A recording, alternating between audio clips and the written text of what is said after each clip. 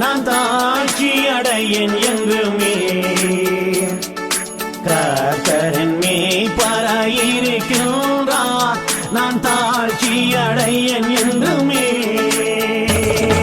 கர்த்தரின் மேய்ப்பராயிருக்கின்றார், நான் தாழ்ச்சி அடையேன் என்றுமே.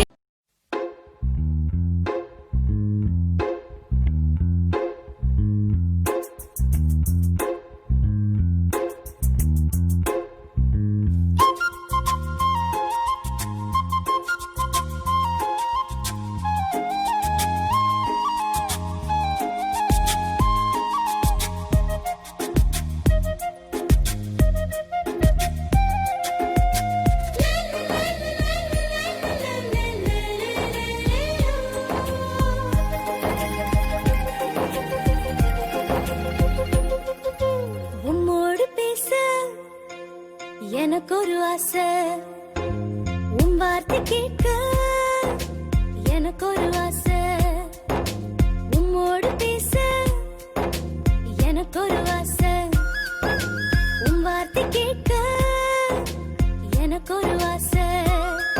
என் உள்ளம் கவர்ந்தவரே, என் நெஞ்சம் நிறைந்தவரே, இசையா இசையா உம்மோடு பேச எனக்கு ஒரு ஆசை, உன் வார்த்தை கேட்க எனக்கு ஒரு ஆசை.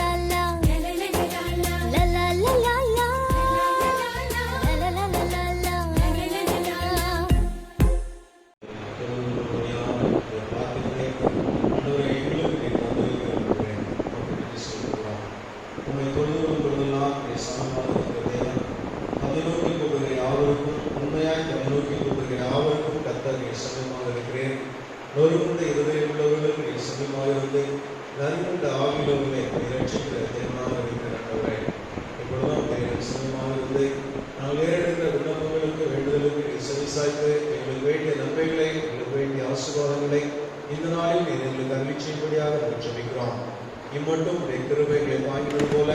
தொடர்ந்து ஆண்டவரே உடைய கிருபையினால் எங்களை தாங்கும்படியாக, உடைய கிருபையினால் எங்களை ரட்சிக்கும்படியாக, உங்களுடைய கிருபையினால் எங்களை ஆசீர்வதிக்கும்படியாக நாங்கள் ஜெபிக்கிறோம்.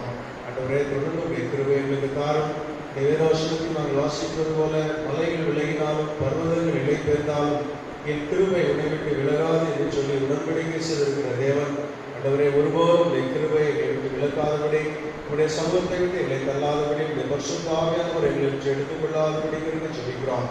ரட்சணத்தின் சந்தோஷத்தை திரும்பவும் தந்து உற்சாகமான ஆவி எங்கள் ஒவ்வொருவரையும் தாங்க செய்யும்படியாக ஜெபிக்கிறோம். இந்த வேளையிலும் ஆண்டவரே உடைய பிரசன்னம் தொடர்ந்து எங்களை வழிநடத்தவும், பரிசுத்த ஆவியானவர் எங்கள் ஒவ்வொருவரையும் ஆளுகை செய்ய நாங்கள் ஜெபிக்கிறோம்.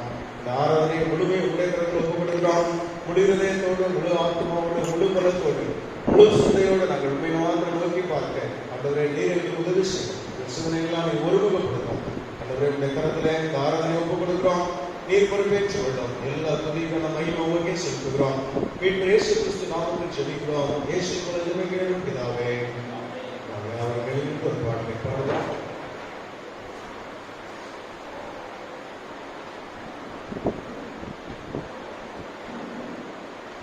தேவனுடைய நாமத்துக்கு மகிமை உண்டாகவும் ஆராதனைக்கு ஆரம்பமாகவும் நாம் யாவரும் எழுந்து நின்று பாமாலை 387வது பாடலை பாடுவோம். பாமாலை 387.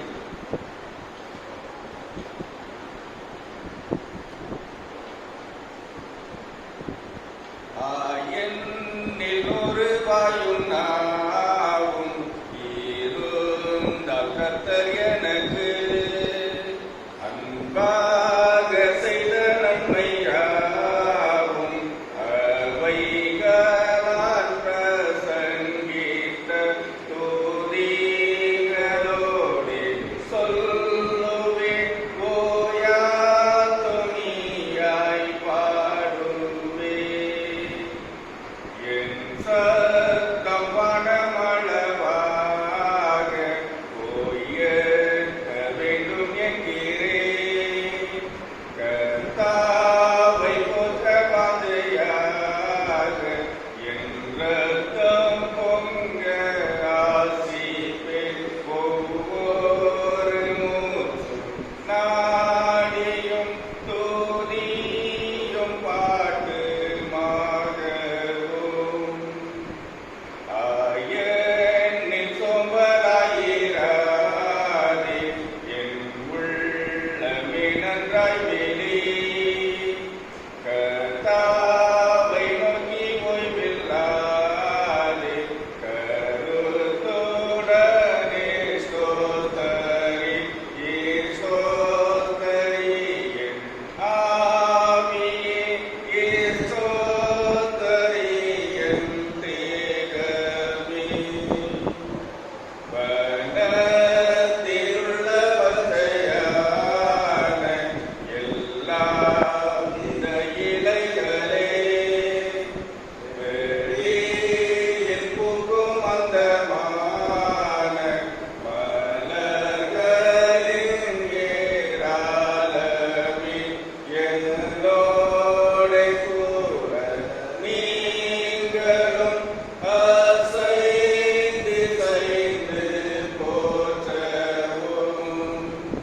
கர்த்தாவால் ஜீவன் பெற்றிருக்கும் கனமில்லா உயிர்களே, பணிந்து போற்ற உங்களுக்கும் எந்நேரமும் அடுக்குமே துதியாய் உங்கள் சத்தமும் போர் நீங்களும்பி ஏறவும். ஆமென். ஜெபம் பண்ணிக்கிறோம்.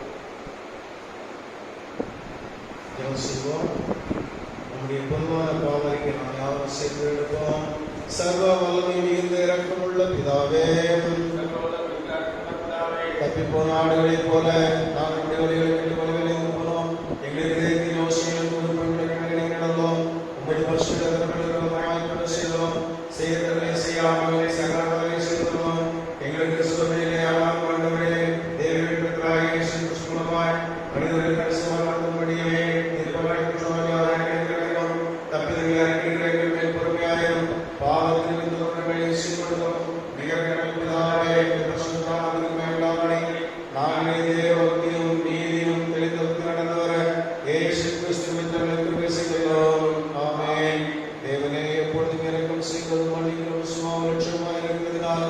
எங்கள் தாழ்மையான விண்ணப்பங்களை ஏற்றுக்கொண்டு எங்கள் பாவங்களாய சிறுமையினாலே நாங்கள் கட்டுள்ளோராயினும் ஒழுக்கமான மிகுந்த இரக்கத்தினாலே கட்டுவிட்டு விடுதலாக்க வேண்டும் என்று எங்கள் மத்திய எங்களுக்காக பரிந்து பேசுமாய இயேசு கிறிஸ்து மகிமை உண்டாக வேண்டிக் கொள்கிறோம். பரமண்டலங்களில் இருக்கிற சுத்தப்படுவதாக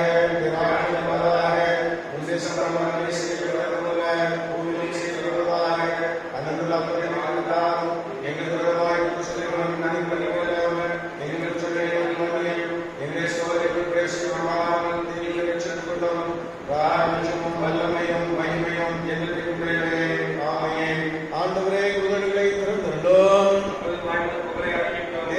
ரட்சிக்க விரைவாய் மாறும். பிதாவுக்கும் குமாரனுக்கும் பரிசுத்த ஆவியானவருக்கும் மகிமை உண்டாவதாக. கர்த்தரை துதியுங்கள். மாறி மாறி வாசிக்கும்படியாக குறிக்கப்பட்ட சங்கீதம் 62ஆம் சங்கீதம் 62.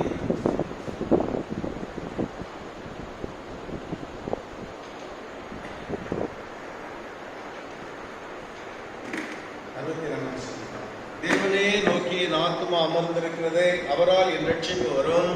அவரே என் கண்மலையும் என் ரட்சிப்பும் என் உயர்ந்த அடைக்கலமுமானவர். நான் அதிகமாய் அசைக்கப்படுவதில்லை. நீங்கள் எதுவரைக்கும் ஒரு மனுஷனுக்கு தீங்கு செய்ய நினைப்பீர்கள்? நீங்கள் அனைவரும் சங்கரிக்கப்படுவீர்கள்.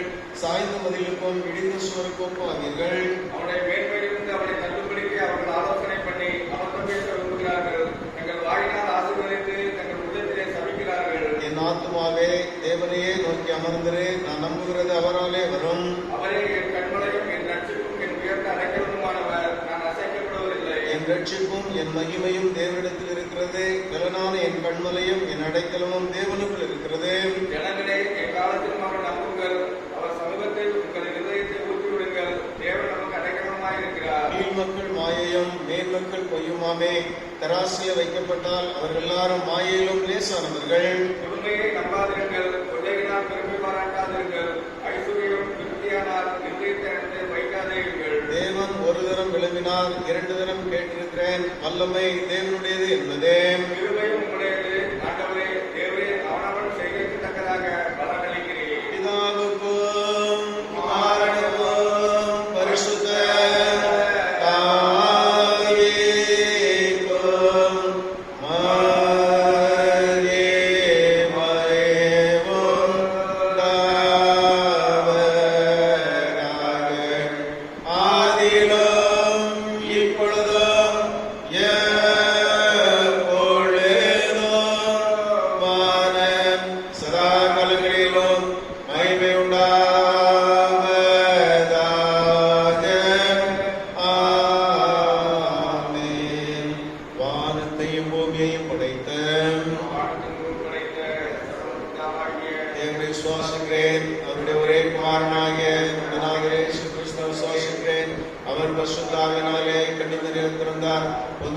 காலத்தில் பாடுபட்டு சிறுகாரையுண்டு மறித்து அடக்குணப்பட்டு பாதாளத்தில் இறங்கினார். 3ஆம் நாள் மரித்தொன்று உயிர்ப்பித்தார். பரமண்டத்தில் ஏறி சொல்லப்பிதாவாகிய தேவனுடைய வலதுபார்சத்தில் இருக்கிறார். அவ்விடத்திலிருந்து உயிரோரை மறித்தோர் நியாயத்திற்கு வருவார். பரிசுத்தாவை விசுவாசிக்கிறேன். பொதுவாக சபையும் பரிசுத்தாண்ட ஐக்கியமும் பாவ மன்னிப்பும் சரீர உயிர்த்தலும் நித்திய ஜீவனும் விசுவாசிக்கிறேன். ஆமென்.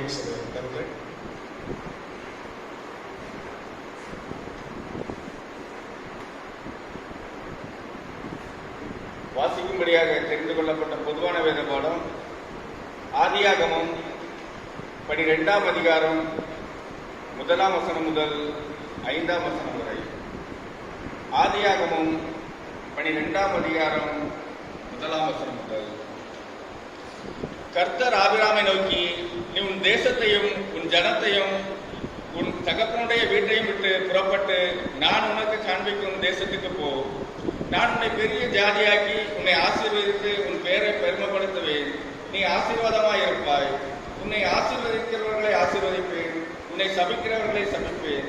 பூமியில் உள்ள வம்சங்கள் எல்லாம் உனக்குள் ஆசீர்வதிக்கப்படும் என்றார். கர்த்தர் ஆபிராமுக்கு சொன்னபடியே அவன் புறப்பட்டு போனான். லோத்தும் அவனோட கூட போனான். ஆபிராம் ஆரானை விட்டு புறப்பட்ட போது 75 வயதுள்ளவனாய் இருந்தான். ஆபிராம் தன் மனைவியாகிய சாராயையும் தன் சகோதரனுடைய குமாரனாகிய லோத்தையும் தாங்கள் சம்பாதித்திருந்த தங்கள் சம்பத் எல்லாவற்றையும் ஆரானிலே சகோதரித்த ஜனங்களையும் கூட்டிக் கொண்டு அவர்கள் கானான் தேசத்துக்கு புறப்பட்டு போய் கானான் தேசத்தில் சேர்ந்தார்கள் என்பது வாசிக்க வேண்டிய பொதுவான வேறுபாடம் வாசித்தாயிற்று.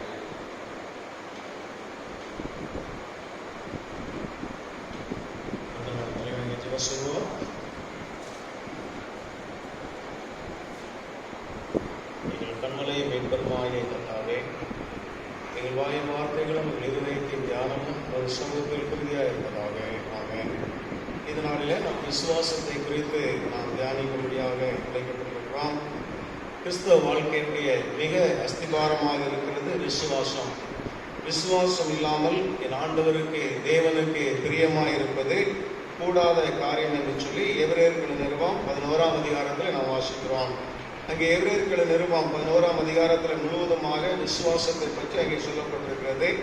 விசுவாசம் என்றால் என்ன என்று வாசிக்கும் பொழுது, விசுவாசமானது நம்பப்படுகிறவர்களின் உறுதியும் காணப்படாதவர்களின் நிச்சயமாக இருக்கிறது என்று எபிரேயர் 11ஆம் அதிகாரம் முதல் வசனத்தில் நாம் வாசிக்கிறோம்.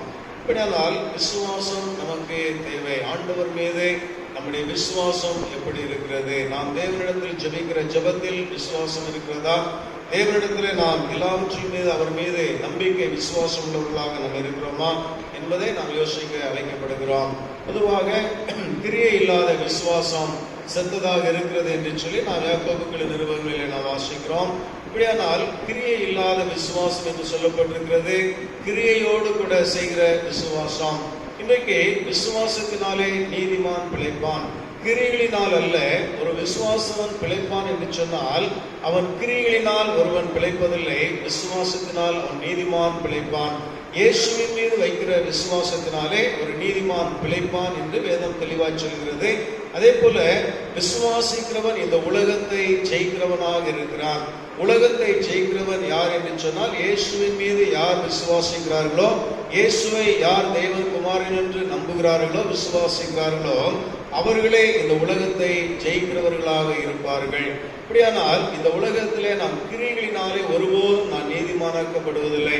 நாம் செய்கிற நற்காரியங்களின் நிமித்தமாக நாம் ஒருபோது நீதிமானாக்கப்படுவதில்லை என்று சொன்னால், நம்மை விட நல்ல காரியங்களை செய்கிறவர்கள் ஏராளமான மக்கள் இருக்கிறார்கள். ஒரு மிதித்து எறும்பு கூட சாகக்கூடாது என்று சொல்லி நல்ல எண்ணத்தோடு வாழக்கூடிய எத்தனையோ மக்கள் இருக்கிறார்கள். எத்தனையோ நன்மை செய்கிறவர்கள் இருக்கிறார்கள், தானம் தர்மங்கள் செய்கிறவர்கள் இருக்கிறார்கள். இப்படியாக நன்மை செய்கிறவர்கள், நற்காரியங்களை செய்கிறவர்கள் ஏராளமான இருந்தாலும் அவர்கள் நீதிமானாக்கப்படுவதில்லை என்று வேதம் தெளிவாய் சொல்கிறது. ஒரு மனிதன் கிரியையினாலே அவன் நீதிமானாக்கப்படுவதில்லை, அவன் விசுவாசத்தினாலே நீதிமானாக்கப்படுகிறான். கிரியைகளினாலே ஒரு மனுஷன் ரட்சிக்கப்படுவதில்லை, கிருபையினாலே அவன் விசுவாசத்தின் மூலமாக ரட்சிக்கப்படுகிறான்.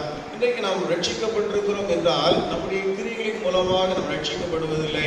நம்முடைய நல்ல காரியங்களை நாம் செய்தோம், நாம் நல்லவர்களாக இருக்கிறோம், அதனாலே தேவன் என்னை ரட்சித்தார் என்று சொல்வதற்கு இல்லை. அவருடைய கிருபையினாலும் அவருடைய விசுவாசத்தின் அவர் மீது நாம் வைக்கிற விசுவாசத்தின் மூலமாகவும் நாம் ரட்சிக்கப்பட்டிருக்கிறோம் என்று எபேசியர் நிருபத்தில் வாசிக்கிறோம். ஒரு மனிதன் எப்பொழுது ரட்சிக்கப்படுகிறான்? இயேசு கிறிஸ்து மீது விசுவாசம் வைக்கப்படும் மாத்திரமே அவன் ரட்சிக்கப்படுகிறான். கிரியைகளினாலே நல்ல காரியங்களை செய்வதன் மூலமாக ஒரு மனிதன் இந்த உலகத்தில் ரட்சிக்கப்படுவதில்லை. அவருடைய விசுவாசத்தின் மூலமாக, இயேசுவின் மீது வைக்கிற விசுவாசத்தின் மூலமாக அவன் நீதிமானாக்கப்படுகிறான், அவன் ரட்சிக்கப்படுகிறான்.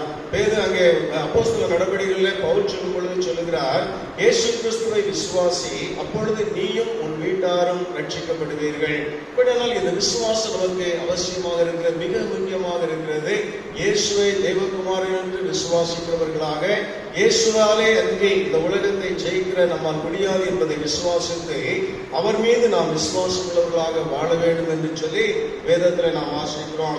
இங்கே எபிரேயர் நிருபம் 11ஆம் அதிகாரத்தை முழுவதுமாக நாம் வாசிப்போம் என்று சொன்னால், ஒரு பெரிய விசுவாசத்தின் பட்டியல் அங்கே சொல்லப்பட்டிருக்கிற யாரெல்லாம் எப்படியெல்லாம் விசுவாசிப்பார்கள் என்று சொல்லி அந்த பகுதிகளிலே எபிரேயர் நிருபம் 11ஆம் அதிகாரத்திலிருந்து நாம் வாசிக்க முடிகிறது. முதலாவதாக ஆபேலை குறித்து வேதத்தில் வாசிக்கிறோம். விசுவாசத்தினாலே ஆபேல் காயினுடைய பலியிலும் மேன்மையான பலியை தேவனுக்கு செலுத்தினான். முதல் ஆதாமுடைய பிள்ளைகளாகிய ஆபேல், காயின் இவர்கள் ஆண்டவருக்கு காணிக்கைகளை கொண்டு வருகிறார்கள். ஆனால் இந்த ஆபேலுடைய காணிக்கையை தேவன் அங்கீகரித்தார், காயினுடைய காணிக்கையை அங்கீகரிக்கவில்லை. காரணம், ஆபேல் விசுவாசத்தினாலே தேவனுக்கு எது பிரியமான காரியம் என்பதை உணர்ந்து விசுவாசத்தின் மூலமாக அங்கே ஆபேல் காயினுடைய பலியை பார்க்கிறோம் ஒரு மேன்மையான பலியை அவர் அங்கே கொண்டு வந்தார் என்று சொல்லி வேதம் தெளிவாய் சொல்கிறது. ஆபேல் விசுவாசத்தின் மூலமாக அவன் நீதிமான் என்று சாட்சி பெற்றான். அவனுடைய காணிக்கைகளை குறித்து தேவனே சாட்சி கொடுத்தார்.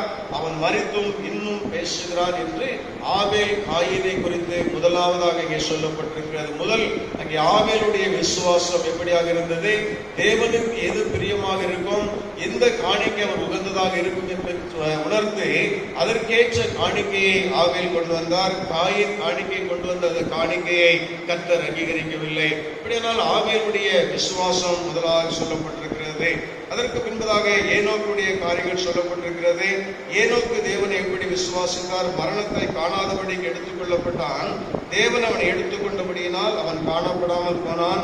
அவன் தேவனுக்கு பிரியமானவன் என்று அவன் எடுத்துக் கொள்ளப்படுவதற்கு முன்னுமே சாட்சி பெற்றான். ஏனோக்குடைய விசுவாசம் என்று சொல்லப்பட்டிருக்கிறது.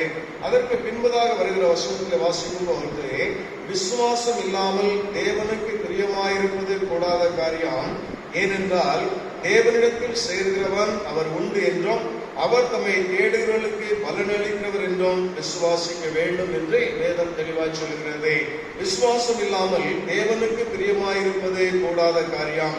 தேவனிடத்தில் சேருகிறவன் அவர் உண்டு என்றும் அவர் தம்மை தேடுகிறவர்களுக்கு பலனளிக்கிறவர் என்றும் விசுவாசிக்க வேண்டாம் என்று சொல்லிவிட்டு நோவாவை குறித்து அங்கே சொல்லப்பட்டிருக்கிற விசுவாசத்தினாலே நோவா தற்காலத்திலே காணாதவைகளை குறித்து தேவ எச்சரிப்பு பெற்று பயபக்தி உள்ளவனாகி தன் குடும்பத்தை ரட்சிப்பதற்கு வேலையை உண்டு பண்ணினான். அதனாலே அவன் உலகம் ஆக்கினைக்குள்ளானது என்று தீர்த்து விசுவாசத்தின் உண்டாகும் நீதிக்கு சுதந்திரவாளியானான் என்று நோவாவை குறித்து இங்கே சொல்லப்பட்டிருக்கிறது. முதலாவதாக ஆபேல் காயினுடைய விசுவாசத்தை குறித்து சொல்லப்பட்டிருக்கிறது. இரண்டாவதாக ஏனோக்குடைய விசுவாசத்தை குறித்து சொல்லப்பட்டிருக்கிறது. மூன்றாவதாக இங்கே நோவாவுடைய விசுவாசத்தை குறித்து சொல்லப்பட்டிருக்கிறது. என்ன விசுவாசம்? நோவாவை பார்த்து ஆண்டவர் சொல்லுகிறார், ஒரு பேழையை நீ உண்டு பண்ணு என்று சொல்லுகிறார். பேழையை எதற்காக உண்டு பண்ணும்படியாக சொல்லுகிறார்? தாம் உலகத்திலே படைத்த மனிதர்கள் அவருக்கு விசனமான காரியங்களை செய்தார்கள். அவனவன் தன் வழிகளை கெடுத்துக் கொண்டிருந்தான். ஆண்டவருடைய மனதிற்கு அவரவர்கள் செய்கிற தவறான காரியங்கள் விசனமாக இருந்தது. உலகத்தை நான் அழிக்கப் போகிறேன், ஆனால் உன்னுடைய குடும்பத்தை ரட்சிப்பதற்காக நீ ஒரு பேழை உண்டு பண்ணு என்று சொல்ல பொழுது இந்த நோவா விசுவாசத்தின் மூலமாக அப்படியே கீழ்ப்படினார். ஒருவேளை நோவாவுக்கு என்ன நடக்கப் போகிறது என்று தெரியாது. ஒருவேளை காணாதவைகளில் நம்பக்கூடிய காரியங்கள் தான் விசுவாசம் என்று சொல்லியிருக்கிறது போல, என்ன நடந்தாலும் தேவன் சொல்லியிருக்கிறார், அதை நான் விசுவாசிக்க வேண்டும் என்று சொல்லி நோவா அப்படியே ஒரு பேழையை உண்டு பண்ணுகிறார். கொப்பேர் மரத்தினால் அந்த பேழையை உண்டு பண்ணி தன்னுடைய குடும்பத்தை மாத்திரமல்ல ஒவ்வொரு மிருக ஜீவன்களையும் அந்த பேழைக்குள்ளாக அவர் கொண்டு வந்து நடத்துகிறதை நாம் பார்க்கிறோம். தேவன் பெரிய ஒரு அழிவை அந்த பகுதியிலே கட்டளையிடுகிறார். நோவாவினுடைய குடும்பம் மாத்திரம் ரட்சிக்கப்படுகிறது. இப்படியானால் நோவாவுடைய குடும்பம் ரட்சிக்கப்படுவதற்கு நோவாவுடைய விசுவாசம் ஒரு பெரிய காரணமாக இருந்தது. தேவன் சொன்னார், கொப்பேர் மரத்தினால் ஒரு பேழை உண்டு பண்ணி என்று சொன்னார். அப்படியே விசுவாசத்தின் மூலமாக நோவா அந்த பேழையை உண்டு பண்ணினார். அதன் மூலமாக தன் குடும்பம் முழுவதும் ரட்சிக்கப்பட்டது. இன்றைக்கு ஆண்டவர் நோவாவை போல காணாதவைகள் குறித்த விசுவாசம் நமக்கு வேண்டும் என்று சொல்லி தேவன் சொல்லுகிறார். வேதத்தில் நாம் வாசிக்கும் பொழுது பரலோக ராஜ்யத்தை குறித்து பார்க்கிறோம். பரலோக ராஜ்யத்தை நாம் இன்னும் காணாதவர்களாக இருக்கிறோம். ஆனால் இயேசு கிறிஸ்துவினுடைய வார்த்தையின்படி நாம் விசுவாசிக்கிறோம். பரலோக ராஜ்யம் உண்டு என்பதையும் இயேசு கிறிஸ்து நமக்காக இரத்தம் சிந்தினார் என்பதையும் நாம் விசுவாசிக்கிறோம். இந்த விசுவாசத்தினாலே நாம் நீதிமானாக்கப்பட்டிருக்கிறோம் என்று சொல்லி வேதத்திலே வாசிக்கிறோம். நோவா தேவனை விசுவாசித்தார். தேவன் நோவாவுடைய குடும்பத்தை ரட்சித்தார். இன்றைக்கு நாமும் இயேசு கிறிஸ்துவை விசுவாசித்தோம் என்று சொன்னால் நம்மை மாத்திரமல்ல நம்முடைய குடும்பத்தையும் தேவன் பாதுகாப்பதற்கும் தேவன் வழிநடத்துவதற்கும் அவர் வல்லமை உள்ள தேவனாக இருக்கிறார். மூன்றாவதாக ஆபிரகாமுடைய விசுவாசத்தை குறித்து நாம் பார்க்கிறோம். அங்கே 8ஆம் வசனத்தில் வாசிக்கிறோம், விசுவாசத்தினாலே ஆபிரகாம் தான் சுதந்திரமாக பெறப்போகிற இடத்திற்கு போகும்படி அழைக்கப்பட்ட போது கீழ்ப்படிந்து நான் போகும் இடம் இன்னதென்று அறியாமல் புறப்பட்டு போனான். இங்கே ஆபிரகாமை தேவன் அழைக்கிறார். அவர் என்ன சொல்லுகிறார்? நான் காண்பிக்கும் தேசத்துக்கு போ என்று சொல்லுகிறார். அவர் என்ன தேசம் என்று சொல்லி அறியாதபடி இருந்தும் அந்த இடத்திற்கு போகும்படி அங்கே ஆபிரகாம் அப்படியே கீழ்ப்படிந்து நடக்கிறதை பார்க்கிறோம்.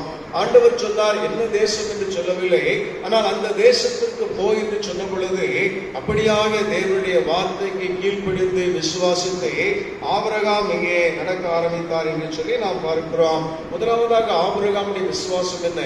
தான் காணாத தேசத்திற்கும் தேவன் போக சொல்லிவிட்டார் என்று சொல்லி விசுவாசத்தினாலே அவர் நடத்துவார் என்கிற நம்பிக்கையிலே ஆபிரகாம் புறப்பட்டு போனார். எதையெல்லாம் விட்டு போக சொல்லுகிறார்?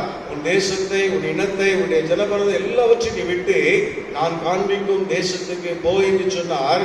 ஆபிரகாம் அப்படியாக எல்லாவற்றையும் விட்டு தேவனுடைய விசுவாசம் வைத்து, தேவன் மீது விசுவாசம் வைத்து தான் காணாத தேசத்திற்கு ஆண்டவர் சொன்ன வார்த்தையின்படியே அவர் புறப்பட்டு போனார். விசுவாசத்தினாலே ஆபிரகாம் தான் சுதந்திரமாக பெறப்போகிற இடத்திற்கு போகும்படி அழைக்கப்பட்ட போது கீழ்ப்படிந்து தான் போகும் இடம் இன்னதென்று அறியாமல் புறப்பட்டு போனான். தான் போகும் இடம் இன்னதென்று அறியாதிருந்த பொழுதும் தேவன் சொல்லிவிட்டார், தேவன் என்னை நடத்துவார் என்கிற அந்த விசுவாசத்தோடு ஆபிரகாம் புறப்பட்டு போனார் என்று சொல்லி வேதத்திலே வாசிக்கிறோம்.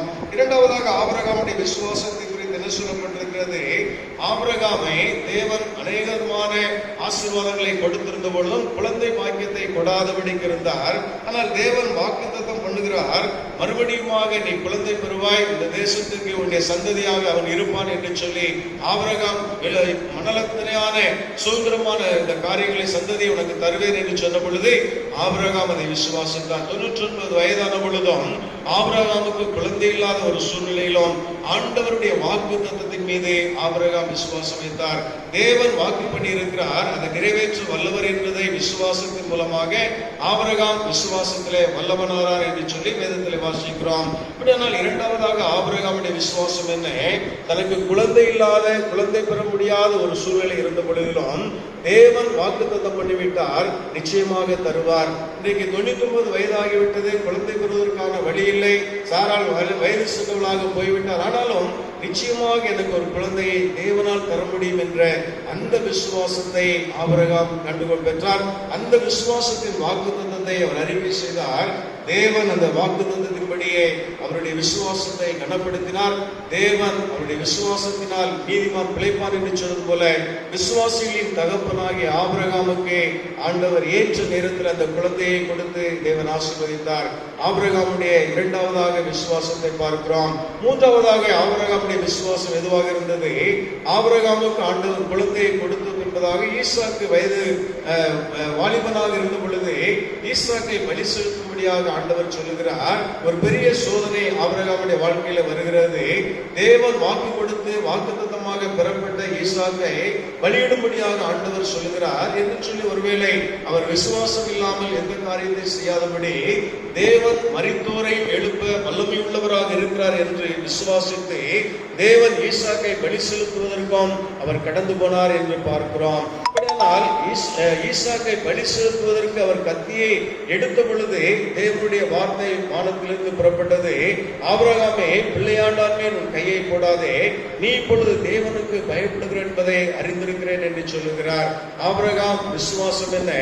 தேவன் மரித்தோர்களை உயிர்ப்பிக்க வல்லமை உள்ள தேவன், என்னுடைய மகனை நான் மறிக்க கொடுத்தாலும் அதற்கு மேலாக எனக்கு அதிகமான குழந்தையை கொடுக்க வல்லமை உள்ளவர் என்பதை விசுவாசத்தின் மூலமாக, கிரியைகளின் மூலமாக ஆபிரகாம் வெளிப்படுத்தினதை பார்க்கிறோம். ஆபிரகாமுடைய விசுவாசம் எல்லாம் கிரியைகள் மூலமாக, செயல்கள் மூலமாக வெளிப்பட்டது. நோவாவுடைய விசுவாசம் செயல் மூலமாக வெளிப்பட்டது. இன்றைக்கு கிரியை இல்லாத விசுவாசம் செத்ததாக இருக்கிறது. என்று சொன்னால் பிசாசுகளும் தேவனை விசுவாசித்து நடுங்குகிறது. ஆனால் விசுவாசம் என்பது கிரியைகளினாலே வெளிப்பட வேண்டும். இன்றைக்கு நாம் நம்முடைய கிரியைகளின் மூலமாக, நம்முடைய செயல்கள் மூலமாக நாம் தேவனை விசுவாசிக்கிறோம் என்பதை வெளிப்படுத்துகிறோமா? இந்த உலகத்திற்கு நாம் தேவனை விசுவாசிக்கிறோம் என்பதை மக்கள் நாம குறித்து அவர்கள் என்ன சொல்கிறார்கள்? இன்றைக்கு அவிசுவாசிகளை போல மற்றவர்கள் மத்தியிலே நாம் நடந்து கொள்கிறோமா? அவிசுவாசிகள் செய்கிற காரியத்தை போல நாம் செய்வோம் என்று சொன்னால், அவிசுவாசிகளை போல நாம் நம்பியுள்ளவர்களாக வாழ்வோம் என்று சொன்னால், இன்றைக்கு தேவனை நாம் இன்னும் பிரியப்படுத்தாதவர்களாக நாம் வாழ்கிறோம் என்று சொல்லி வேதம் சொல்லுகிறது. இன்றைக்கு ஒரு மனுஷன் தேவனை பிரியப்படுத்துகிறார் என்று சொன்னால் உலக மக்கள் மத்தியிலே அவரை விசுவாசிக்கிறதை அவன் கிரியைகளின் மூலமாக வெளிப்படுத்த வேண்டும். நம்முடைய செயல்கள் மூலமாக நம்முடைய விசுவாசத்தை நாம் செயல்கள் மூலமாக காட்ட வேண்டும், கிரியைகளின் மூலமாக காட்ட வேண்டும் என்று சொல்லி ஆண்டவர் இன்றைக்கு சொல்கிறார். கிரியை இல்லாத, செயல்கள் முறை இல்லாத விசுவாசம் செத்ததாக இருக்கும். கடைசியாக ஒரு காரியத்தை பார்ப்போம் என்று சொன்னால், அங்கே மத்தேயு 9ஆம் அதிகாரத்தில் ஒரு சம்பவத்தை நாம் வாசிக்க முடிகிறது. அங்கே 2 குருடர்கள் ஆண்டவருக்கு பின்பாக வந்து, ஆண்டவரே எங்களுக்கு இரங்கும் என்று சொல்லி அங்கே கூப்பிட்டுக் கொண்டே இருக்கிறார்கள். அங்கே நாம் வாசிக்கிறோம் 9ஆம் அதிகாரம், மத்தேயு 9ஆம் அதிகாரம் 27ஆம் வசனத்திலிருந்து வாசிக்கிறோம். இயேசு அவ்விடமிட்டு போகையில் 2 குருடர் அவர் பின்னே சென்று, தாவீதின் குமாரனே எங்களுக்கு இரங்கும் என்று கூப்பிட்டார்கள். அவர் வீட்டிற்கு வந்த பின்பு அந்த குருடர் அவரிடத்தில் வந்தார்கள். இயேசு அவர்களை நோக்கி, இதை செய்ய எனக்கு வல்லமை உண்டு என்று விசுவாசிக்கிறீர்களா என்று கேட்டார். அதற்கு அவர்கள், ஆம் ஆண்டவரே, ஆம் விசுவாசிக்கிறோம் ஆண்டவரே என்றார்கள். அப்பொழுது அவருடைய கண்களை அவர் தொட்டு, உங்கள் விசுவாசத்தின்படி உங்களுக்கு ஆக கடவுது என்றார். இன்றைக்கு ஆண்டவர் இந்த குருடரிடத்தில் கேட்கிற ஒரு காரியம், நீங்கள் இதை வல்லமை உண்டு என்பதை விசுவாசிக்கிறீர்களா? என்னால் உங்களுக்கு குணமாக்க முடியும், என்னால் உங்களுக்கு அற்புதத்தை செய்ய முடியும் என்பதை, உங்களுக்கு பார்வை கொடுக்க முடியும் என்பதை நீங்கள் விசுவாசிக்கிறீர்களா என்று ஆண்டவர் இந்த குருடரிடத்தில் கேட்கிறார். அதே விதமாக இன்றைக்கு ஆண்டவர் நம்மை பார்த்து கேட்கிறார், ஆண்டவருடைய வல்லமையை நாம் விசுவாசிக்கிறோமா? ஆண்டவருக்கு இதை செய்ய வல்லமை உண்டு, என்னை குணமாக்கக்கூடிய வல்லமை உண்டு, என்னுடைய வாழ்க்கையில் அற்புதங்களை செய்வதற்கு ஆண்டவருக்கு வல்லமை உண்டு, என்னுடைய வாழ்க்கையை மாற்றுவதற்கு, எதிர்காலத்தை ஆசீர்வதிப்பதற்கு தேவனுக்கு வல்லமை உண்டு, நல்ல ஒரு காரியத்தை செய்வதற்கு, என்னுடைய பிள்ளைகளுடைய காரியங்களை எந்த காரியமானாலும் அதை செய்வதற்கு தேவனுக்கு வல்லமை உண்டு என்பதை நாம் விசுவாசிக்கிறோமா? இன்றைக்கு ஆண்டவர் இந்த குருடர்களை பார்த்து கேட்கிறார், இதை செய்ய எனக்கு வல்லமை உண்டு என்பதை நீங்கள் விசுவாசிக்கிறீர்களா? ஆண்டவர் நம்மை பார்த்தும் அதே கேள்வி கேட்கிறார். நம்முடைய விசுவாசம் எப்படியாக இருக்கிறது? நம்முடைய விசுவாசம் இன்றைக்கு எப்படியாக நாம் நடந்து கொள்கிறோம்? நம்முடைய கிரியைகளின் மூலமாக நாம் எப்படி நம்முடைய விசுவாசத்தை வெளிப்படுத்துகிறோம்? ஆண்டவர் இந்த குருடர்களை பார்த்து சொன்னார், உங்கள் விசுவாசத்தின்படி உங்களுக்கு ஆக கடவது என்று சொன்னார். இன்றைக்கு நம்முடைய விசுவாசத்தின்படியே நமக்கும் ஆண்டவர் செய்யக்கூடிய தேவனாக இருக்கிறார். இன்றைக்கு நாம் எந்த அளவுக்கு தேவன் மீது விசுவாசம் வைக்கிறோமோ அந்த அளவுக்கு தேவன் நம்முடைய வாழ்க்கையிலே அற்புதங்களை செய்வார். என்று சொன்னால், விசுவாசம் இல்லாத இடத்தில் தேவனுடைய அற்புதத்தை நாம் பெற்றுக்கொள்ள முடியாது. அவருடைய சொந்த ஊரிலே, இயேசு கிறிஸ்து வளர்ந்த ஊரிலே அவரால் அற்புதத்தை செய்ய முடியவில்லை. காரணம் என்று சொன்னால், இவர் தச்சனுடைய குமாரன் அல்லவா என்று சொல்லி அவர் மீது வைக்கிற விசுவாசத்தில் அவர்கள் குறைவுகளாக இருந்தபடியினாலே அவருடைய சொந்த ஊரிலே அவரால் அற்புதத்தை செய்ய முடியவில்லை. இன்றைக்கும் நாம் விசுவாசம் இல்லாதபடிக்கு நாம் ஜெபிப்போம் என்று சொன்னால், விசுவாசம் இல்லாதவர்களாக வாழ்வோம் என்று சொன்னால் தேவனுடைய அற்புதத்தை நாமும் பெற்றுக்கொள்ள முடியாது. ஆகையினாலே தேவன் மீது விசுவாசம் உள்ளவர்களாக, நம்முடைய விசுவாசத்தை செயல் மூலமாக வெளிப்படுத்துவர்களாக நாம் காணப்படுவோம். உம்மை நம்புகிறவர்கள், இந்த உலகத்தில் வேதம் சொல்கிறது, அவரை நம்புகிறவர்கள் என்று சொன்னால் அவருடைய செயல்களை நாம் மற்றவர்களுக்கு வெளிப்படுத்த வேண்டும் என்று சொல்லி 1 கொரிந்தியர் புஸ்தகத்தில் வாசிக்கிறோம். நாம் நம்முடைய செயல்களை விசுவாசத்தின் மூலமாக வெளிப்படுத்துவோம். தேவன் நம்முடைய வாழ்க்கையில் அற்புதங்களை செய்து நம்மை ஆசீர்வதிப்பார். அப்படிப்பட்ட ஆசீர்வாதங்களை ஆண்டவர் நமக்கு தந்து நம்மை வழிநடத்துவாராக. ஆமென். மீண்டும் நாம் யாவரும் எழுதி நின்று கிறிஸ்தவ கீர்த்தனை 69வது பாடலை பாடுவோம். கிறிஸ்தவ கீர்த்தனை 69. அப்பொழுது நம்மையும் நம்முடைய காணிக்கும் நம்முடைய சமூகத்தில் கிடைப்போம். இன்னைக்கு 9:30 மணிக்கு மீண்டும் ஆராதனை இருக்கிறது. கிறிஸ்தவ கீர்த்தனை 69வது பாடல். என்ன என் ஆனந்தம், என்ன என் ஆனந்தம், என்ன என் ஆனந்தம் சொல்ல கூடாதே. மன்னன் கிறிஸ்து என் பாவத்தை எல்லாம் மன்னித்து விட்டாரே. மன்னன் கிறிஸ்து என் பாவத்தை எல்லாம் மன்னித்து விட்டாரே. கூடுவோம், ஆடுவோம், பாடுவோம், ஒன்றாய் மகிழ் கொண்டாடுவோம்.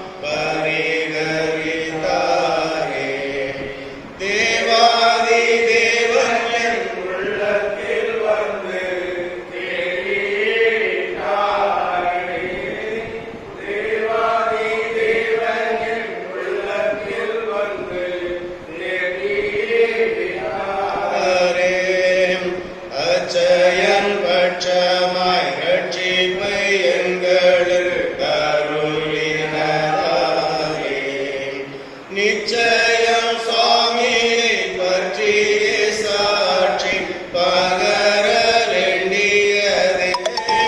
நிச்சயம் சுவாமியை பற்றிய சாட்சி பகர வேண்டியதே. வெண்ணங்கி பொன்மோடி பாத்தியம் மேல் வீட்டில் ஜெய கொடி உடனே மண்ணுலகில் வந்து விண்ணுலகில் சென்ற மன்னனை ஸ்தோத்தரிப்போம். மண்ணுலகில் வந்து விண்ணுலகில் சென்ற மன்னனை ஸ்தோத்தரிப்போம். என்ன என் ஆனந்தம், என்ன என் ஆனந்தம் சொல்லக்கூடாதே. மன்னன் கிறிஸ்து என் பாவத்தை எல்லாம் மன்னித்து விட்டாரே. மன்னன் கிறிஸ்து என் பாவத்தை எல்லாம் மன்னித்து விட்டாரே.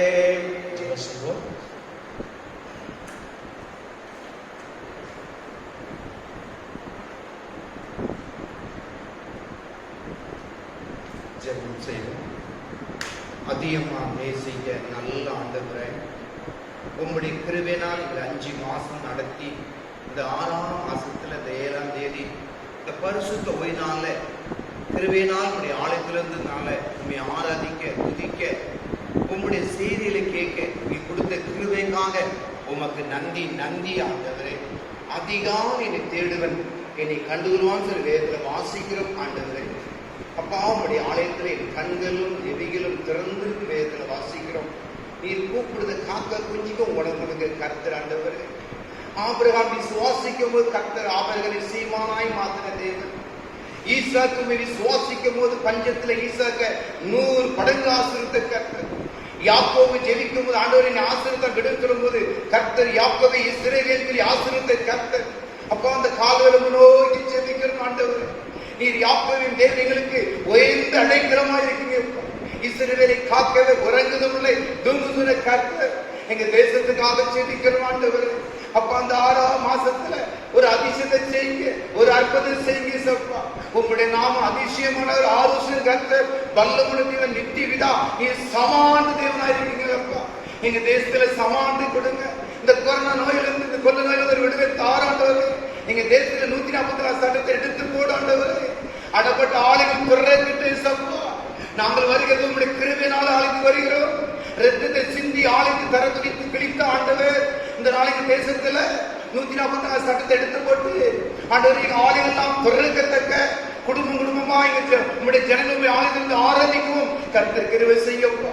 வானத்துக்கும் பூமிக்கும் சகல அதிகாரம் உங்களுடைய கரத்தில் இருப்பா. மோசே பார்த்து சொல்லிட்டு, மோசே நான் ஆபிரகாம் தேவன், நான் ஈசாக்கு தேவன், யாக்கோபு தேவன், நான் இருக்கிறவராய் இருக்கிறேன் சொன்னீங்களப்பா. ஏசப்பா சொன்னீங்களே, உலகம் முடிவதற்கு சகல காலமும் நான் உங்களோடு இருக்கிறேன். உங்களுடைய இருதயம் கலங்க வேண்டாம். தேவன் மேல விசுவாசங்கள், என் மேல விசுவாசங்கள். நானே வழியும் சக்தி ஜீவன். என் நாமத்தினால் எதை கேட்டாலும் அதை செய்வே சொன்ன ஆண்டவர். எங்க தேசத்துக்காக ஜெபிக்கிறோம் ஆண்டவர். இறங்கும் ஆண்டவர். நீங்க பாவத்தை சில செலுத்தீங்க, நோயை சில செலுத்தீங்கப்பா. உங்களுடைய தலைமுனால் குணமடைகிறோம். குமாரன் விடல் எடுத்தா அது நீயால விடல் என்று சொன்னீங்களப்பா. எங்க தேசத்துக்கு தொடர்ந்து நோயில யாரும் ஆட்கள் அட்மிட் பண்ணி இருக்கீங்களப்பா. 30 வியாதிகளை தேடி சுகம் கொடுத்துல ஒருவருக்கு சுகத்தை கொடுக்காண்டவரே. எங்க தேசத்துல இருக்க கொரோனா நோயில ஒரு முத்துக்குழி வைக்காண்டவரே. அன்னைக்கு தாவீது மனகசத்து அலம்போது அந்த கொரோனா எடுத்து போட்டீங்களப்பா. இந்த வேலையுடைய நாமும் தரிக்கப்பட்ட பிள்ளைகள் உங்களுடைய பாதத்துல ஜெபிக்கிறோம் ஆண்டவரே. எங்க தேசத்துல மாரசல அதிகமாய் கூடி கொண்டிருக்காண்டவரே. நீ சொல் ஆவு கட்டு நிற்கும், காத்தை கடல் எரியாது சொன்ன ஆண்டவர். நீ சமாந்த தேவ சத்திரங்களை நசுக்கி உங்களுக்கு சமானத்தை கொடுக்கும் சொன்ன கர்த்தர். எங்க தேசத்தில் கொரோனா நோயை விடுதலை கொடுத்து ஒரு சமானத்தை கொடுத்து கிருபை செய்யுங்க. எங்க தேசத்துக்கு தலைவருக்கு நல்ல ஞானத்தை கொடுங்க. சாலமராஜாக்கு ஞானம் கொடுத்து நல்ல ஞானத்தை கொடுத்து தேசத்தை எப்படி நடத்த வேண்டும், எப்படி செய்ய வேண்டும், எப்படி ஏழை உதவி செஞ்சு அந்த ஞானத்தை கொடுங்கப்பா. ஞானமுள்ள பொக்கிஷன் உங்களுடைய கரத்தில் இருக்கின்றவரே. சாலமராஜா கேட்கும் ஞானம் கொடுத்து நீங்க இந்திய தலைவர் நல்ல ஞானத்தை கொடுத்து ஏழைகளுக்கு நல்ல உதவி செய்த, நல்ல திட்டங்கள் செய்யத்தக்க, நல்லது செய்யத்தக்க அந்த கிருபை கொடுக்க முடியாது சதிக்கிறோம். நீங்க தேசத்துக்காக ஜெபிக்கணும் ஆண்டவரே. அடப்பட்ட கம்பெனிலாம் திறக்கத்தக்க, எல்லாம் திறக்கத்தக்க, வேலை திறக்க ஆண்டவரே. 4 மாசம் வீட்டுல உட்கார்ந்துருக்குப்பா, 7 மக்கள் நான் என்ன செய்வேன் சொல்லி கண்ணீரோடு கவலோடு இருக்கு சப்பா. ஆண்டவரே கண்ணீரை காண்பது வரப்பா. இந்த விளம்பு நோக்கி ஜெபிக்கிற தாப்பன் பிள்ளைக்கு இறங்குது போல கர்த்தர் நான் பயந்தவருக்கு இறங்குவேன் சொன்னீங்களா ஆண்டவரே. இஸ்ரவேல் நாட்டு மக்களுக்காக ஒரு மோசம் நோக்கி ஜெபிக்கும் போது வானத்திலிருந்து மன்னாவை கொடுக்கிறே, கண்களிலிருந்து ஜீவத்தடி கொடுத்தது போல ஆண்டவரே உடைய பிள்ளை நம்ம ஜெபிக்கிற தேசத்துல அடப்பட்ட கம்பெனிகள் எல்லாம் திறக்கத்தக்க, ரயில் ஓடத்தக்க, பஸ்கள் வண்டிகள் ஓடத்தக்க கிருபை செய்யப்பா. அடுப்பது நீ செய்ய போதுக்காக நன்றி அப்பா. நீ அப்படி செய்ய போதுக்காக அந்த 6ஆம் மாசம் முடிவுக்குள்ள ஒரு அதிசயம் நடக்க போதுக்காக, அற்புதம் செய்வதற்காக உமக்கு நன்றி. ஆலயங்கள் திறக்க போதுக்காக உமக்கு நன்றிப்பா. மக்கள் வீட்டில் உட்கார்ந்து நான் எப்போ ஆலயத்துக்கு கொஞ்சம் வாஞ்சோடு இருக்காண்டவரே, இப்படிப்பட்ட மக்கள் சீக்கிரம் ஆலயங்கள் திறந்து உங்களுடைய ஜனங்களுமே ஆராதிக்கும் நாமத்தை நீ மகிமைப்படுத்த போகிறவைக்காக உமக்கு நன்றி சித்திரம் ஆண்டவரே. இந்த காலவரைகளோடு பேசின வார்த்தைகள் நன்றிப்பா. ஆபிரகாமை விசுவாசிக்கும் போது தாயப்பனை விட்டு நீங்க காமிகள் ஆபிரகாமை வேறு பிரித்து அழைத்து ஆபிரகாமை பார்த்து சொன்னீங்களப்பா. ஆபிரகாமை பெரிய சாதியம் மாற்றி உன்னை ஆசீர்வதித்து ஒரு பேரை பெருமைப்படுத்தி நீ ஆசீர்வமா இருப்பான்னு சொன்னீங்களப்பா. அப்படி ஆபிரகாமை போல நம்ம விசுவாசி உங்களுடைய ஆசீர்வாதத்தை பெற்று வந்திருக்க அந்த கிருபை தாங்க ஆசீர்வதிங்க. இயேசு கிறிஸ்து நாமத்தில் ஜெபிக்கிறோம் நல்ல பிதாவே, ஆமென்.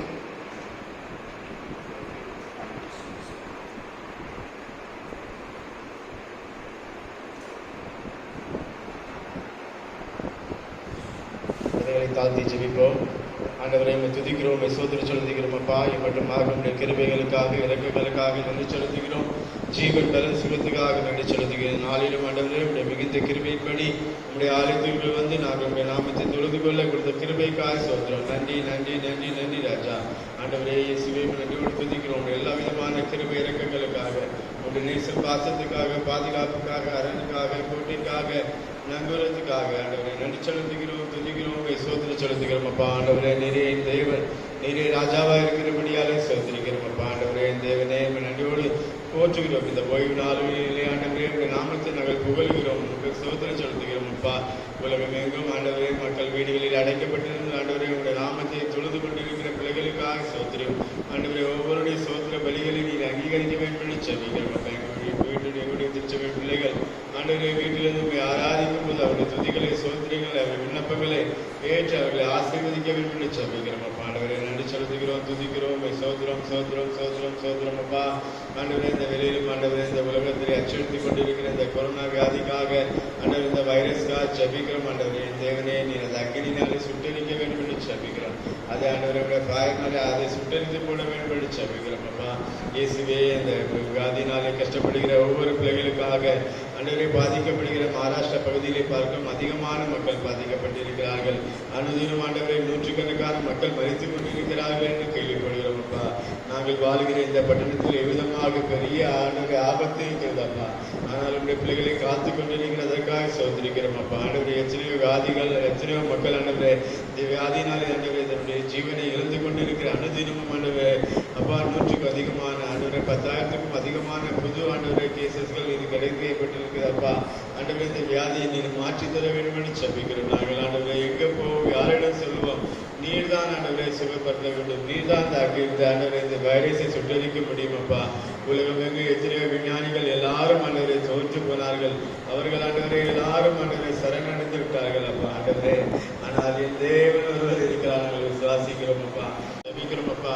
ஒரு நேரம் ஆகாரம் இல்லாமல் ஆண்டவரை வேலை இல்லாமல் பணம் இல்லாமல் நான் என்ன செய்வேன் என்று ஆண்டவரை கோடிக்கணக்கான மக்கள் புலம்புகிறார்கள். எதிர்காலம் என்ன ஆகுமோ, நான் எப்படி நடப்பேனோ, எப்படி செயல்படுவேனோ என்று ஆண்டவரே மக்கள் அழுது புலம்பிக் கொண்டு இருக்கிறார்கள் அப்பா. ஆண்டவரே இந்த துக்கமான நேரத்திலும் ஆண்டவர் வேதனையான நேரத்திலும் ஆண்டவரே யோசுவாவுக்கு மோசே ஆண்டவரின் மூலமாக யோசுவாவுக்கு சொன்ன போல நூனின் குமாரனாகிய யோசுவாவை நீ திடங்கொள், நான் மோசையோடு இருந்தவனோடு நான் முந்தி நடத்தின போல இன்னும் நடத்துவேன் என்று சொல்லுகிறேன் அப்பா. சோதரிக்கிறோம் அப்பா. எங்களுடைய திருச்சபைக்காக நன்றி செலுத்துகிறோம். திருச்சபையுடைய 160 குடும்பங்களுக்காக சோதரிக்கிறோம். ஒவ்வொரு பிள்ளைகளையும் பேர் ஆசீர்வதி. ஒவ்வொரு பிள்ளைகளையும் ஆண்டவரே எல்லா சின்ன சின்ன காய்ச்சலுக்கும் வியாதிக்கும் விலகி காத்துக்கொள்ளும் அப்பா. ஆண்டவரே நாட்களில் ஆண்டவரே நீ கிருபையாக ஒவ்வொருவரையும் ஆண்டவரை காத்து தர வேண்டும் என்று செபிக்கிறோம் அப்பா. ஆண்டவரே சிறு பிள்ளைகளை ஆசீர்வதிங்க, ஆண்டவரை பெரியவரை ஆசீர்வதிங்க, முதியோரை ஆசீர்வதிங்க அப்பா. ஒவ்வொரு பிள்ளைகளையும் பேர் பேராக நீர் ஆசீர்வதிக்க வேண்டும் என்று செபிக்கிறோம் அப்பா. ஆண்டவரே உமக்கு நன்றி செலுத்துகிறோம். ஒவ்வொருவருக்கும் ஆண்டவரை நீருக்கு அரணாக கோட்டையாக பாதுகாவலாக இருக்க தயவுக்காக சோதரிக்கிறோம் அப்பா. எங்களுடைய குருவான ஐயாவுக்காக சோதரிக்கிறோம் அப்பா. ஆண்டவரே ஊரில் இருந்து அந்த பட்டணத்துக்கு வர கொடுத்த கிருபைக்காக சோதரிக்கிறோம். எல்லா கிருபையோடு நான் வந்து இறங்கினேன் என்று அவர் சொன்னார். அதற்காக சோதரம் அப்பா. தேவ கிருபை எப்போதும் உங்களோடு இருக்கிறது. அவருடைய பிள்ளைகளுக்கு அவர் முன்பாக சென்று அவர்களை ஆசீர்வதிக்கிறார். அவிதமாக கூட்டிக் கொண்டு வந்த தயவுக்காக சோதரிக்கிறோம் அப்பா. தொடர்ந்து எங்கள் திருச்சபையுடைய ஆராதனையிலே ஆண்டவரை 8ஆம் தேதிக்கு அற்புதமாக அதை ஆரம்பிக்க வேண்டும் என்று ஆண்டவரை அரசாங்கம் சொல்லியிருக்கிறது. இன்னும் அது முழுமையான விவரங்கள் கிடைத்து நாங்கள் மகிழ்ந்து ஆராதிக்க, துதிக்க, சோதரிக்க அப்பாவுடைய சத்திய வசங்களை கேட்டு உடைய பாதத்திலிருந்து ஆண்டவரை அமர்ந்திருந்து கேட்க ஆண்டவரை வாழ்க்கையில் நடக்க ஆண்டவரை கிருபை செய்ய வேண்டும் என்று சொல்லிக்கிறோம் அப்பா. எங்களுடைய ஆலயத்தை நீர் ஆசீர்வதிங்க, வழி நடத்துங்க, ஒவ்வொரு பிள்ளைகளையும் ஆட்சிக் கொள்ளுங்க. இடத்த போட்டுகளை மறைத்துக் கொள்ளுங்க அப்பா. ஆண்டவரை திக்கற்ற பிள்ளைகளுக்கும் இதங்களுக்கும் நீரே ஆண்டவரை சகாயர் ஆண்டவரே நீரே ஆசீர்வதிங்க. நீரே எங்களுக்கு சகாராக இருந்து எங்களை வழிநடத்தி காப்பாற்ற வேண்டும் என்று பிரச்சனமாக இயேசு கிறிஸ்துவின் ஜெபங்கள் பிதாவே.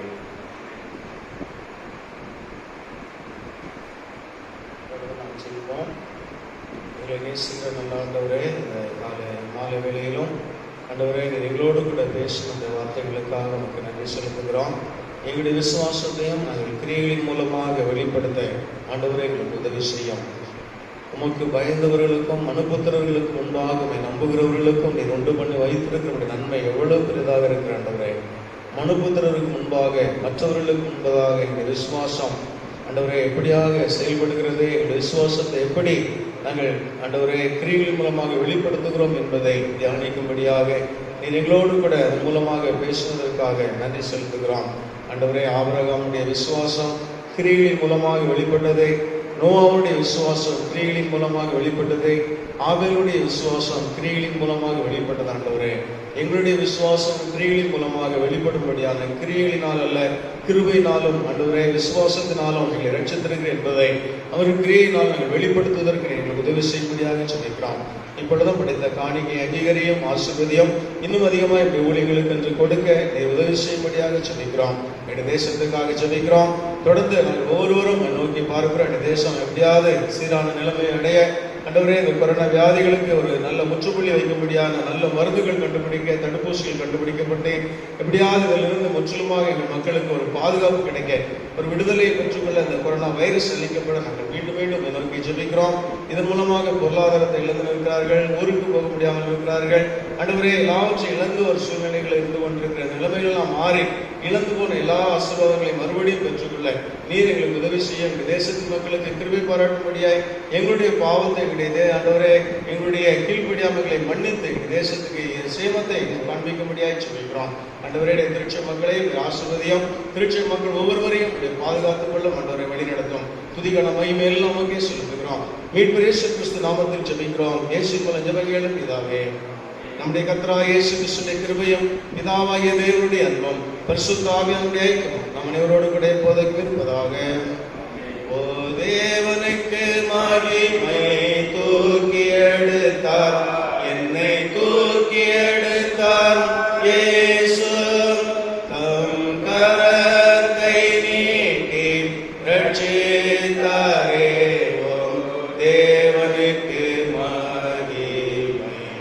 இயேசுவை நேசிக்கிறேன், மென்மேலும் நேசிக்கிறேன்.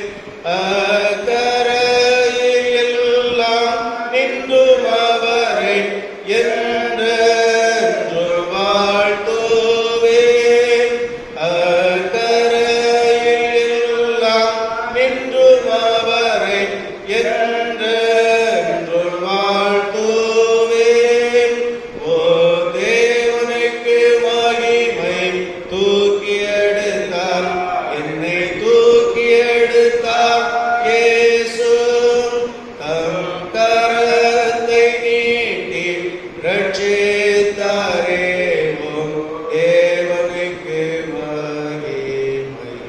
என் ஆத்துமாவே கர்த்தரை ஸ்தோத்திரி, என் முழுவதுமே அவருடைய பரிசுத்த நாமத்தை ஸ்தோத்திரி. ஸ்தோத்ரி. என் ஆத்மாவே கர்த்தரை ஸ்தோத்ரி. கர்த்தர் செய்த சகல உபகாரங்களை மறவாதே. ஆமென். கர்த்தர் உங்களோடு இருப்பாராக. சமாதானத்தோட விடவும். உள்ள இடங்களில் நீட்டி